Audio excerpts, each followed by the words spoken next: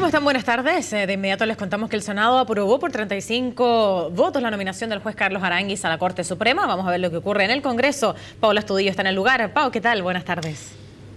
Hola Maca, ¿cómo estás? Así es, porque fíjate, con 35 votos a favor, finalmente la sala del Senado terminó aprobando este nombramiento del juez Carlos Aránguiz para que ingrese a la Corte Suprema. En este momento estamos con el subsecretario de Justicia, subrogante a esta hora, ministro subrogante, y preguntarle básicamente si nos puede contar cómo fue la discusión al interior, entendiendo todo lo que habíamos escuchado anteriormente de vetos que iban de un lado, vetos que iban para el otro. ¿Con qué sensación se queda ahora que finalmente Aránguiz va a poder ingresar a la Corte Suprema?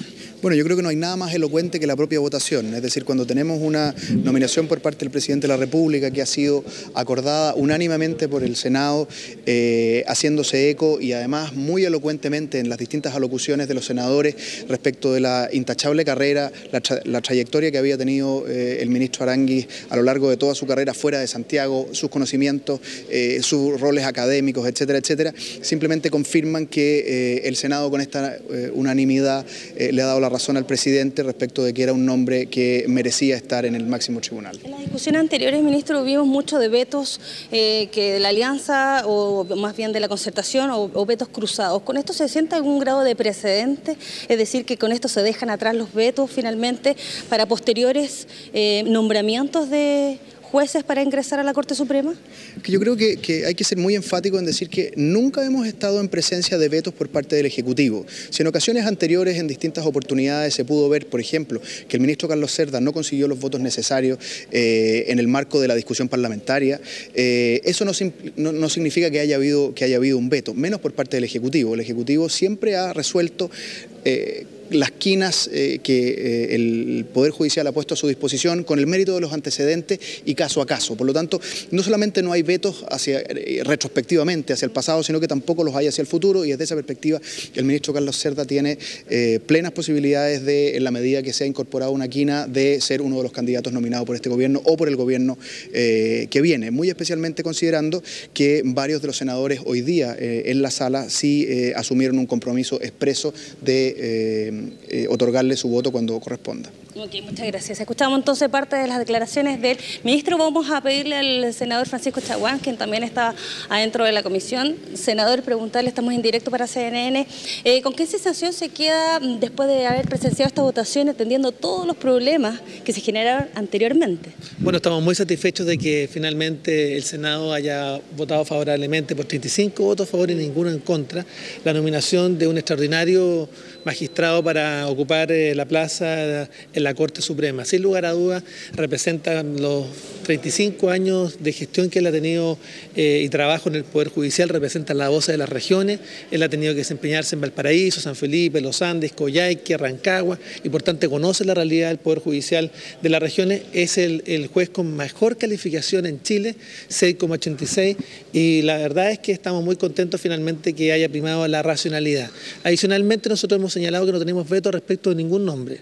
Y esto no es una transacción. Nosotros hemos dicho desde el primer día que estábamos disponibles para votar por el juez Carlos Cerda si finalmente era designado al máximo tribunal, ya sea en la última designación del gobierno del presidente Piñera o la primera de la presidenta electa Michelle Bachelet. Creemos que también él tiene todos los merecimientos, ha estado también en causas emblemáticas como los tuvo también Carlos Aránguiz, y en ese mismo sentido nosotros comprometimos los votos a favor. Comprometimos desde ya los votos de Lili Pérez, de Antonio Horvath, de Alberto Espina, del que habla por Renovación Nacional y ahora por el Comité Independiente en el caso de Antonio Horvath, y también de Hernán Larraín. Y claramente esto no es una transacción. Nosotros estamos convencidos de que tanto Carlos Aránguiz como Carlos Cerda tienen todos y cada uno los merecimientos profesionales por su carrera judicial para integrar el máximo tribunal. Senador, se ha señalado en forma reiterada que los senadores o ningún tipo de parlamentario debería votar según los fallos de estos ministros. Y le pregunto esto entendiendo que ahora hay una suerte de precedente, entonces ya no vamos a estar en presencia de enjuiciamientos políticos o vetos cruzados, de aquí en adelante se va a transparentar, por decirlo de alguna forma, el ingreso de los ministros a la Corte Suprema. Primero, defender el actual sistema de nombramiento. Este es el único o uno de los pocos sistemas en los cuales intervienen los tres poderes del Estado. Hay una quina de la Corte Suprema, hay una propuesta del presidente de la República y finalmente se requiere mayoría del Senado. Y en este sentido, señalar claramente que este es un buen sistema de designación.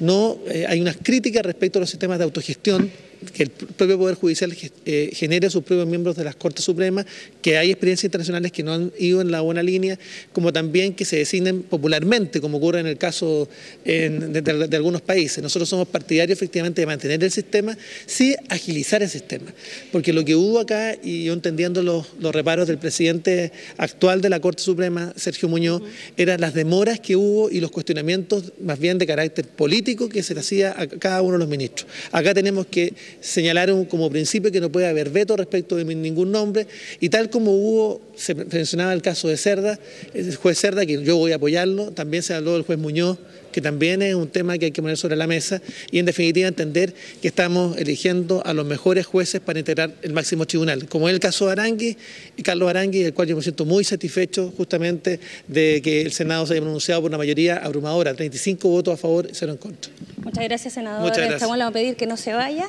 Macarena, preguntar, también tratemos de contextualizar un poquito esta información. Como yo les decía, fueron 35 los votos a favor que se dieron aquí en el Senado justamente para poder aprobar el ingreso del ministro Aranguis a la Corte Suprema. Recordemos que el ministro ya había estado en presencia de la Comisión de Constitución y Legislación del Senado, donde se había establecido que él contaba con todos los requisitos, tanto legales como constitucionales, para ingresar en forma rápida o en forma expedita o en forma normal, mejor dicho, a la Corte Suprema. Él también, y situación que hemos informado también en otras oportunidades, él participó en fallos bastante importantes, como el caso Coimas, el caso Mopgate y varios casos que están vinculados a derechos humanos. Tal vez por eso es una de las nominaciones que ha causado más polémica en los últimos tiempos. Se habían determinado que el día de hoy fueran 3 sesiones especiales para que finalmente esto se pudiera realizar, así que a eso de las 11 de la mañana ya partió entonces el trabajo de los senadores, que concluyó entonces con estos 35 votos a favor para poder ingresar a Aranguis a la Corte Suprema. Maca. Bien, pues Paola, ahí está entonces completo el resumen de lo que ocurrió en el Senado y además también las respectivas entrevistas y reacciones desde la Cámara Alta. Estamos en comunicación constante. Gracias, buenas tardes.